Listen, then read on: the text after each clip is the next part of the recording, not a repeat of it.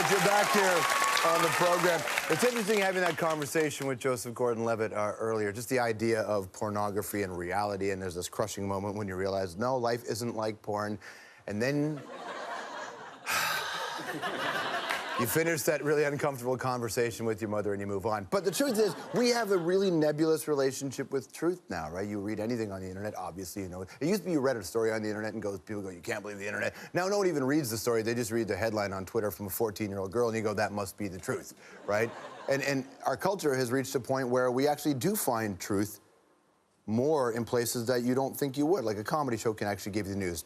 I know the impact of the Colbert Report, you know, in a different way. The Onion has changed the way people look at news. And, of course, The Daily Show, which, based on our jacket choice, features our friend here and my real estate partner, Jason Jones. Fraser Young is here. Naomi Snieckus is here. I mean, is truth super blurry now for you? I think there are versions of truth that are less truthy than others. Yeah? Yeah, and that's a quote. But let's say I quote something from one of my best resources, Cosmopolitan, right.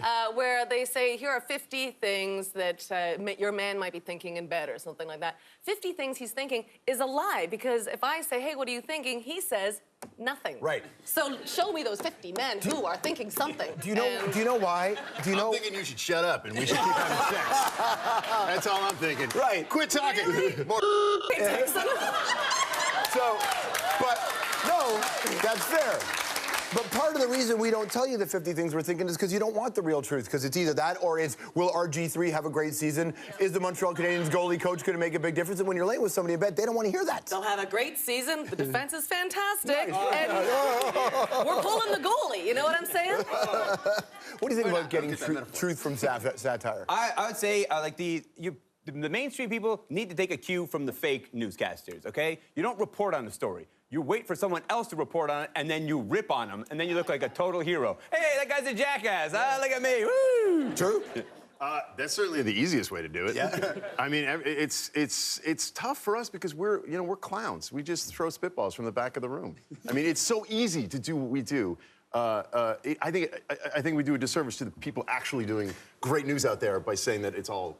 But some journalists out there are phenomenal, and sure. You have to search that out. That's the thing, but in truth, like just now, like I can see your truth on your face, and in texts and tweets, you don't see any truth. Oh, They're when I all text you, it's true. Oh, really? Yeah. I'll have to go back. When you know that people do come to your show to gain truth, you'll know that there are people that claim that The Daily Show is the news source. Does it change how you have to approach it? No, because I think the people who think that we're a news source are stoned. We're not news. We're a comedy. We're on Comedy Central. It's a comedy channel, a comedy show. We riff on the news. We make fun of the news. Yes, in satire, there's moments of pure genius, but for the most part, we're just making poop jokes. You know. Like, the funniest stuff of this summer was Anthony Weiner's Carlos Danger. Yeah. Best name ever. It's so funny that the news can't do what we do. Yeah. Like, they can't make fun of the fact that he called himself Carlos Danger. that he went to the same book that Michael Vick did to come up with Ron Mexico. Yeah. Vaguely Latino-sounding aliases. Yeah. Stick around, more with these guys right after this.